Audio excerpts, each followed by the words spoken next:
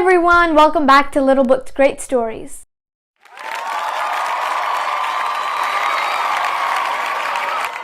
Rettie and the Ragamuffin Parade, a Thanksgiving story. Written by Trinka Hakes Noble and illustrated by David C. Gardner. All the tenement children on New York's Lower East Side couldn't wait for the Ragamuffin Parade on Thanksgiving morning. But no one was more excited than a young girl named Loretta Stanowski, whom everyone called Rettie. All you had to do was dress up like a beggar in old ragged clothes and parade down Broadway. For Rettie, dressing up was easy. She already had holes in her shoes and worn, patched clothes.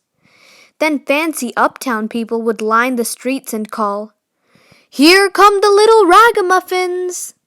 If you held out your hand and asked, "Have you anything for Thanksgiving?" they'd give you a penny. But the best part of the Ragamuffin Parade happened on busy street corners. Handfuls of pennies were tossed in the air, then all the Ragamuffin children would scramble for them. It was called a penny scramble, and sometimes it got rough. Amelia and little Catalina looked worried. "Rettie, this Thanksgiving are you going to scramble?" they asked their older sister. This year, Rettie was determined to join in. She wanted to buy something special for their Thanksgiving dinner. "Don't worry," Rettie said as she rocked baby Sebastian. "I'm going to scramble hard and bring home lots of pennies for us." But that November in 1918, a great war raged in Europe. Many American men had gone to fight. In America, another war was sweeping across the land. One with an invisible enemy, influenza. Quarantine signs had been posted, large gatherings banned, and schools closed. Rettie worried. What if they canceled the Ragamuffin Parade? She needed those pennies. Rettie's mama had been sick for a month, weakened by consumption. So Rettie did all the cleaning, washing, shopping, and cooking. She also washed rags for the rag picker for 2 pennies a bundle. After all, she was 9, the oldest. Who else would take care of the family while Papa was a soldier so far away in Europe? Besides, Mama would get better soon, wouldn't she? But there was no time for worry. Rettie hurried toward the pushcart market on Hester Street to do the shopping. At first, things seemed the same. The crowded, noisy hustle and bustle was there as always. Back alley garbage stench still mingled with the smell of horses waiting for their wagons to be unloaded. The squeak, squeak, squeak of the rag picker's cart sounded the same as he called up to the fire escapes and open windows. "Rags, rags, got any rags?" And someone was always cooking cabbage. But there were fewer boys pitching bottle caps on stoops and fewer girls playing hopscotch. Due to the influenza pandemic, many children had become orphans overnight and were living in back alleys or taken off to orphanages. Rettie had heard bad things about orphanages.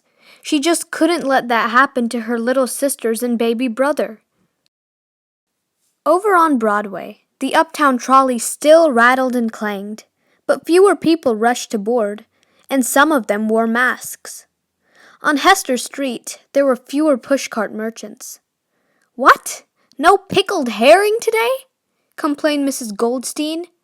"How can I feed my family?" "Schmidt's whole family is quarantined," Mrs. Petrov said with a shrug. "And no beets? I ask you, how can I make my borscht without beets?" But Zimmerman's bread cart was still there. Rettie selected 2 hard, stale loaves. "That'll be 6 cents," said Mr. Zimmerman. "But my little sisters will break their teeth on these. I'll give you 2 cents each."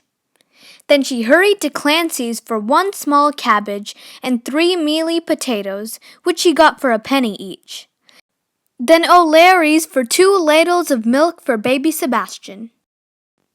Rettie had spent all her pennies, but she lingered at Rosette's fruit cart and secretly ran her hand over the smooth, cool orange pumpkins. Then she breathed in the sweet, ripe smell of apples, wishing she could buy them. Mrs. Goldstein haggled. "Rosette, these apples fresh?" "Just shipped down the Hudson River from upstate this morning." "Shoo, girl! Only paying customers!" he exclaimed, flapping his long apron at her. When Rettie got home, a health service nurse was posting a quarantine sign on Mrs. Klumpenthal's door. "But Nurse Pauline," Mrs. Klumpenthal pleaded, "I manage this building. I must clean the stairs and stoop and empty the ash barrel, or the health department will fine me." Nurse Pauline was tall, wearing a uniform, a starched white collar, apron, and cap. Rettie had never seen anyone so tidy. She carried a black bag and spoke with authority. "Ma'am, we must contain the spread of this deadly influenza. No one can leave your apartment." Quickly, Rettie did addition in her head and then made an offer. "I'll clean the stairways on all 4 floors each day and the stoop for 25 cents a week." With Nurse Pauline standing right there, Mrs. Klumpenthal couldn't say no. Nurse Pauline turned to Rettie, felt her forehead, checked for swollen glands, and said, "Stick your tongue out, child." "Good, no influenza. Which is your apartment? I'm checking everyone in the building." When Nurse Pauline entered the tiny 2-room apartment, she saw neatly folded piles of clean rags and more clean rags drying on the fire escape. "Does your mama wash rags?" she asked. "No, ma'am, I do. Mama's been sick and Papa's away at the war." Nurse Pauline saw how clean everything was and how well cared for the younger children were. "You've been doing all this, child? If your mother doesn't get better, and with your father away, do you know what that means?" Rettie lowered her head and almost cried. "Yes, ma'am," she sighed. "An orphanage." "Well, let's see what I can do." Nurse Pauline examined Mama. "Good, no influenza." She gave Mama some medicine, then instructed Rettie on the dosage. "Now, let me inspect your hands," she said briskly.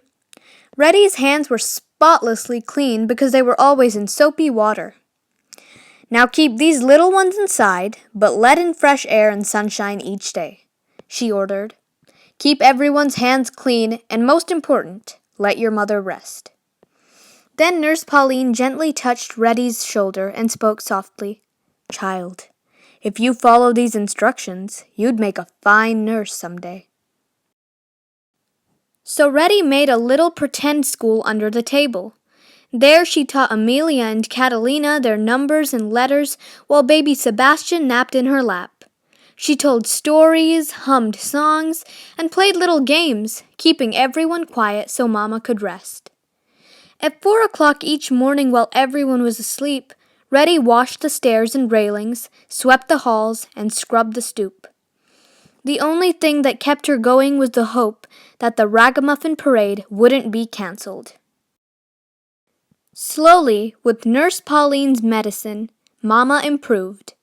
Until one day, Rettie helped her walk slowly to the window for fresh air. On that special day, November 11th, 1918, as Mama sat by the open window, they heard newsboys all over the Lower East Side shouting, "Extra! Extra! The war is over!" Then church bells started ringing all over New York. And for the first time in weeks, Mama smiled as Rettie, Amelia, and Catalina danced around baby Sebastian. Papa would be coming home. Over the next few weeks, a frigid wind blew through New York and slowed the influenza. World War I was over, and with the return of cold weather, the great influenza pandemic diminished. America had to be thankful for this Thanksgiving, so President Woodrow Wilson declared that the 28th of November would be Thanksgiving Day for all Americans to celebrate as one. But no one was more thankful than Rettie. On Thanksgiving morning, she dressed in her everyday patched clothes and worn shoes and proudly marched in the Ragamuffin Parade with her face beaming. Many people gave her pennies, and on the corner of Broadway and Broome Street, she bravely entered the penny scramble and added a fistful of pennies to her pockets. Then she ran to Hester Street with her pockets jingling. Maybe she could catch Mr. Rossetti. He was just leaving. "Wait, Mr. Rossetti! I need 5 apples." "Only small ones left," he said. 3 cents each, okay?" He picked out the best 5 apples left as Rettie counted out 15 pennies. "How much for that orange pumpkin?" she asked. "Oh, too much for you," he said, sighing. "A whole 10 cents." Rettie proudly counted out 10 more pennies. She didn't even bargain with him. Then she gathered the apples and pumpkin in her apron and ran home. On that Thanksgiving Day in 1918, there were many grand dinners and celebrations across America, but none was better than the one set in a small 2-room tenement on the Lower East Side. By each bowl of stewed cabbage sat a shiny red apple, and in the center of the table, like the guest of honor, was a small orange pumpkin. And at that moment there was no world war, no filth and sickness, no hunger and hardship, only a young girl's heart filled with the hope of Thanksgiving.